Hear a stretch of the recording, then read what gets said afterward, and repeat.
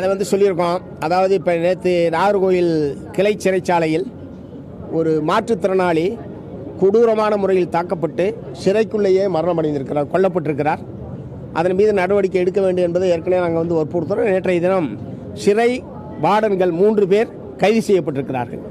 இந்த வழக்கு என்பது கொலை வழக்காக மாற்றப்பட்டிருக்கிறது. உடனடியாக நடவடிக்கை எடுக்கப்பட்டிருப்பது நல்ல விஷயம். அதே நேரத்தில் இது போன்ற சம்பவங்கள் நடைபெறாமல் தடுப்பது என்பதுதான் அரசுக்கு நல்ல பெயரை பெற்றுத்தரும் என்பதை நாங்கள் முதலமைச்சர்கிட்ட சொல்லியிருக்கோம்.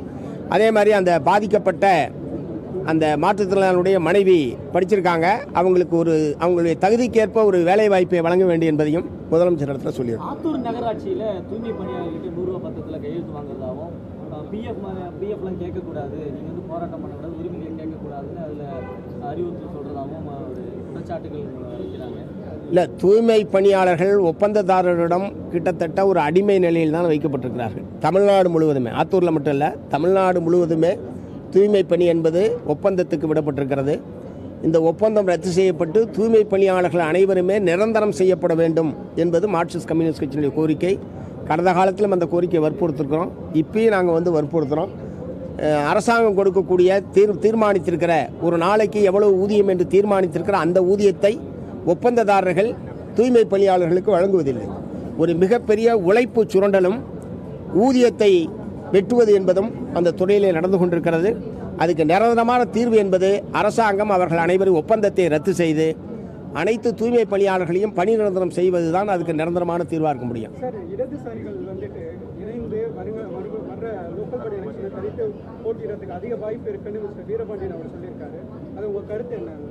இல்லை, அவர் எங்கே சொன்னார்னு தெரில. பட் தேர்தலை பொறுத்த வரைக்கும் நாங்கள் இப்போ யோசிக்கலன்றது ஏற்கனவே சொல்லியிருக்கோம். எல்லாரும் 3 பேரும் சேர்ந்து இது பண்ண போது சட்டமன்ற இடைத்தேர்தல், உள்ளாட்சி தேர்தல் இவைகள் சம்பந்தமாக இன்னும் எந்த முடிவும் எடுக்கப்படவில்லை. ஒருவேளை அவர் ஒருவேளை இப்படி சொல்லியிருக்கலாம், அப்படிப்பட்ட ஒரு நிலைமை ஏற்பட்டாலும் நாங்கள் தனியாக அனுப்போன்னு அவர் சொல்லியிருக்கலாமே தவிர, ஆனால் எப்படி இருந்தாலும் இடதுசாரிகள் சேர்ந்து தீர்மானிப்போம்.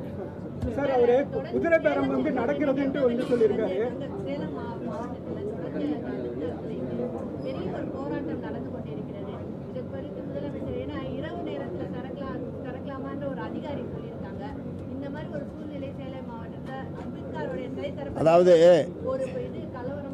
இதை விட அதில் முக்கியமான விஷயம், நீங்கள் சொல்கிறத விட அதில் முக்கியமான விஷயம், பிற்படுத்தப்பட்ட சமுதாயத்தை சார்ந்த மக்களும் பட்டியல் சாதி மக்களும் சேர்ந்து தான் இந்த அம்பேத்கர் சிலையை அங்கே அமைப்பது என்று ஆரம்பத்தில் முடிவு செய்திருக்கிறார்கள்.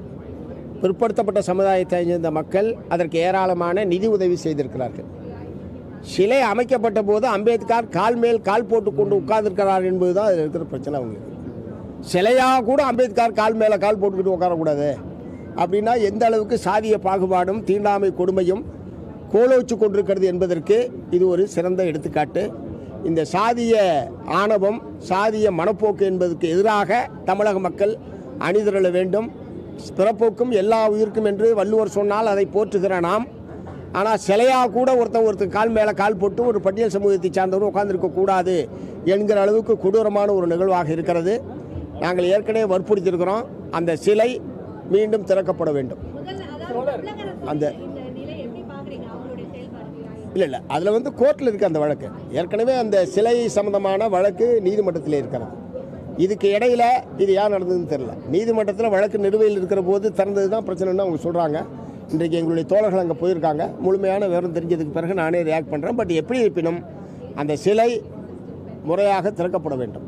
அதற்கு யாரும் தடை செய்வதை நாங்கள் ஏற்கவில்லை. பழனி கோயில் விவகாரத்தில் அந்த லேண்ட் பிரச்சனை, பழனி கோயில் நிலத்தை தவறாக பதிவு பண்ணிட்டாங்க சர்ச்சை எழுந்திருக்கு சார். அவரை ஒரு 100 கோடி ரூபா மதிப்புள்ள நிலத்தை அதையும் இதையும் லிங்க் பண்ணி பேசுகிறாங்க. எப்படி பண்ணிப்பாங்க இனாமில்லத்தையும் இப்படி தொடர்ந்து முடியாது. இல்லை, பொதுவாகவே இந்துத்துவ சக்திகள் நாங்கள் கேட்குறது யாருக்கு கேட்குறோம் பட்டா? அங்கே இந்து பக்தர்களுக்கு தான் நாங்கள் கேட்குறோம். கோயில் நிலமாகவே இருந்தாலும் அங்கே இருக்கக்கூடிய இந்து பக்தர்களுக்கு தான் நாங்கள் பட்டா கேட்குறோமே தவிர இந்துக்களுக்கு எதிராக நாங்கள் உண்மையிலே இந்துக்களுக்கு எதிராக இருப்பவர்கள், இந்துக்களை பாதுகாக்கிறேன் என்று சொல்லக்கூடிய RSS, இந்து முன்னணி போன்ற அமைப்புகள் தான் இந்துக்களுக்கு எதிராக இருக்கிறார்கள். ரெண்டாவது, இனாம் நில பிரச்சனை வேறு, பழனி கோயில் நிலம் சம்மந்தப்பட்ட பிரச்சனை என்பது வேறு. இனாம் நிலம் தமிழ்நாடு பூரா இருக்குது. மைனர் இனாம் இருக்குது, மேஜர் இனாம் இருக்குது. குடியிருக்கிறவங்களுக்காக விவசாயம் இருக்காங்க. கோயிலுக்கு அதுக்கு எந்த சம்மந்தமும் கிடையாது. அதில் நாங்கள் ரொம்ப தெளிவாக இருக்கோம். ஆனால் அவங்க இனாம் நிலம் என்றாலே அது கோயிலுக்கானது அனாதை சொத்து பூரா கோயிலுக்குன்ற மாதிரி அவங்க பேசிகிட்டு இருக்காங்க. ஸோ அதை வந்து நாங்கள் ஏற்கவில்லை. இந்த பிரச்சனையை பொறுத்த வரைக்கும் அந்த சம்பந்தப்பட்ட ரெஜிஸ்ட்ரார் மீது உடனடியாக நடவடிக்கை என்பது எடுக்கப்பட்டிருக்கு. மோசடியாக அது பத்திரப்பதிவு என்று அரசாங்கம் ஏற்றுக்கொண்டு தான் சம்பந்தப்பட்ட பதிவாளர் மீது அவர் பணி நீக்கம் என்பது செய்யப்பட்டிருக்கிறார். முறைப்படி அவங்க நடவடிக்கை எடுத்திருக்காங்க. போஸ்ட் எலெக்ஷன் சிபிஐ சிபிஎம் ரெண்டு கட்சிகளும் ஹார்ஸ் ட்ரேடிங் பற்றின கேள்விகள் எழுப்பாமல் இருக்காங்க. இந்த குற்றச்சாட்டு இருந்தது. 2 நாளைக்கு முன்னாடி சிபிஐ வீரபாண்டியர்கள் வந்து தெரிவிச்சிருந்தார், குதிரை பேரமானது கண்டிப்பாக கண்டிப்பாக கொடுக்க வேண்டும். சிபிஎம்மோட நிலைப்பாடு இல்லை, குதிரை பேரத்தில் யார் ஈடுபட்டாலும் கடுமையான கண்டனத்துக்குரிய ஒரு விஷயம். இப்போ தானாக விரும்பி வந்து சேருவதற்கும் ஒரு ஆசை வார்த்தை கூறுவது அல்லது குறிப்பிட்ட தொகையை தருகிறோம் அதன் மூலமாக நீங்கள் வாங்கல் என்று சொல்வது எல்லாமே கண்டிக்கத்தக்க விஷயம். அது பொதுமக்கள்கிட்ட கோபம் வரணும் சார். நான் ஓட்டு போட்டு தேர்ந்தெடுத்த எம்எல்ஏ 20 நாளே ராஜா போட்டு போகிறோன்னா ஊர் தொகுதி மக்கள் அவங்களை கொண்டு போய் அவங்களுக்கு எதிராக கிளந்திருந்தால் அந்த பிரச்சனைலாம் நடக்காது. மக்கள்கிட்ட கோபம் வரணும். ஏன்னா மத்திய அதாவது யூனியன் கவர்மெண்ட்டில்